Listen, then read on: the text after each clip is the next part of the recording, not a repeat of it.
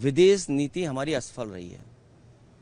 हमें दुख है कि जहां भारत का सम्मान दुनिया के कई देशों ने किया, लेकिन जब जरूरत पड़ी भारत को तो कोई देश हमारे साथ खड़ा नहीं हुआ। कोविड में हम लोगों ने थाली और क्या क्या बजाया, तो सरकार का सुनती है ना जनता। तो सरकार को ये फैसला लेना चाहिए कि अगले 10 साल में हम कोई चीन का सामान भारत में नहीं आने देंगे। क्या पहन के आए लोकसभा में बताओ, वही पहन के आया करेंगे। नहीं, लोकसभा में क्या पहन के आए बताओ, जो लोकसभा में पहन के आएंगे वही हमारी हर जगह ड्रेस होगी। पहले तो ये आपको स्वीकार करना चाहिए, दो अलग विषय हैं।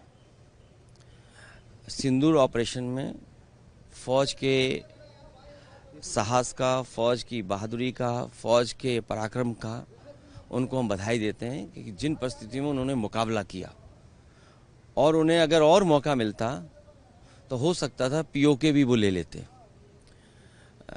जहाँ तक पहलगांव का सवाल है, जब चर्चा पहलगांव पर होगी, उससे पहले भी एक घटना हुई है, आखिरकार उसकी भी जानकारी अभी जनता को नहीं मिली है। और आप तो जागरूक लोग हैं, पहलगांव में क्या हुआ और उससे पहले जो हमारे जवान शहीद हुए थे उसकी भी जानकारी और सच्चाई अभी तक नहीं मिली है। तो आखिरकार आतंकवाद और आतंकवादी घटनाएं बार बार क्यों हो रही बीजेपी की सरकार में, सवाल तो यही है। और फिर अगर घटना पहलगांव की हुई तो जो टेररिस्ट थे वो आसमान खा गया उन्हें, क्या जमीन खा गई। और इसको आखिरकार वो टेररिस्ट कहाँ हैं, उनको पकड़ना, उनके बारे में जानकारी होना, इस सरकार को जवाब देना है, क्योंकि सरकार इस पे जवाब दे सकती है। लेकिन पी चिदम्बरम का जिस तरह का बयान आया है कि इस बात के क्या सबूत हैं कि वो आतंकवादी जो पहलगाम हमला हुआ था वो पाकिस्तान से आया, इस पे सरकार ही जवाब दे सकती है। और कांग्रेस भी दिल्ली की सरकार में रही है तो वो पूछ सकते हैं, उनके स्रोत होंगे, उनकी जानकारी होगी। और एक सवाल सर, उत्तर प्रदेश से, उत्तर प्रदेश के जो मुख्यमंत्री हैं, सबसे ज़्यादा दिनों तक मुख्यमंत्री रहने का उन्होंने रिकॉर्ड कायम किया है। ये कोई रिकॉर्ड होता है? जो काम न करे, काम न करने वाले का अगर कोई रिकॉर्ड कभी माना जाएगा तो उत्तर प्रदेश के मुख्यमंत्री होंगे।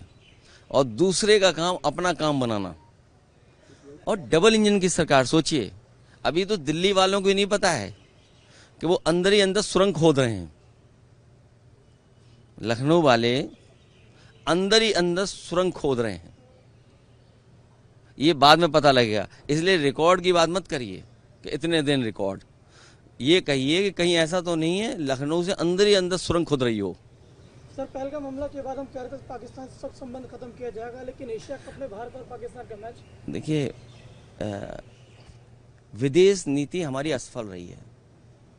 हमें दुख है कि जहां भारत का सम्मान दुनिया के कई देशों ने किया, लेकिन जब जरूरत पड़ी भारत को तो कोई देश हमारे साथ खड़ा नहीं हुआ। सम्मान अलग दृष्टिकोण है और हमारे साथ खड़ा होना अलग दृष्टिकोण है। तो चिंता का विषय तो यही है कि कोई देश हमारे साथ क्यों नहीं खड़ा है, जब हम व्यापार दे रहे हैं। चीन को कितना व्यापार दे रहा है भारत, आखिरकार व्यापार रुकेगा कि नहीं रुकेगा। और ये तो हम अपने भाषण में बोलेंगे कि भाई कोई प्रोग्राम बनाना चाहिए ना, जैसे नोटबंदी हुई, कोविड में हम लोगों ने थाली और क्या क्या बजाया, तो सरकार का सुनती है ना जनता। तो सरकार को ये फैसला लेना चाहिए कि अगले 10 साल में हम कोई चीन का सामान भारत में नहीं आने देंगे। इकट्ठा तो नहीं रोक सकते हैं। अब सोचिए, अमीरों का तो सब कुछ आ रहा है, लेकिन गरीब के लिए खाद की जरूरत तो कुछ नहीं आ रहा। तो 10 साल में ये कार्यक्रम भारत सरकार को बनाना चाहिए। जैसे हम सब लोगों ने समर्थन दिया था भारत सरकार का, तो ये सरकार भारत की एक कार्यक्रम बनाए कि अगले 10 साल में हम लोग स्वदेशी अपनाएंगे और चीन का कोई सामान नहीं लेंगे। ये जो चर्चा हो रही है, ये वोट के लिए भारतीय जनता पार्टी करती है। पाकिस्तान से ज़्यादा इसलिए करती है क्योंकि उसे वोट भी चाहिए, लेकिन असली खतरा चीन से है। ये आप जितने लोग खड़े हो, जागरूक लोग, दिल्ली वालों, सब जानते हो खतरा चीन से है। पाकिस्तान से तो है ही, लेकिन पाकिस्तान से ज़्यादा हमें चीन से खतरा है। इसलिए भारत सरकार एक कार्यक्रम बनाए, 10 साल में कोई भी चीन का सामान हम लोग नहीं लेंगे। पाकिस्तान के साथ आखिरी सवाल सर, कि आरएसएस प्रमुख ने कहा है कि देश का नाम ट्रांसलेट नहीं होना चाहिए, भारत का भारत में रहना चाहिए। नहीं, हिंदुस्तान भी अच्छा नाम है। हिंदुस्तान बहुत अच्छा नाम है, हिंदुस्तान के नाम में कोई कमी नहीं है। और भारत भी होना चाहिए, इंडिया भी होना चाहिए। इंडिया के साथ कौन था? हम लोग तो भारत के साथ थे, हिंदुस्तान के साथ थे। इंडिया के साथ कौन था? ये जो कहते हैं ना नवाजवादी, सुना होगा आपने कभी कभी, हमारे लिए नवाजवादी कहते हैं। दिल्ली में भी कहा, यहाँ एक कोई सांसद है हमारे नवाजवादी कह रहे हैं। आपको उनको पता नहीं है, बीजेपी में नए आए होंगे हो सकता, या बीजेपी का इतिहास नहीं पढ़ा होगा उन्होंने।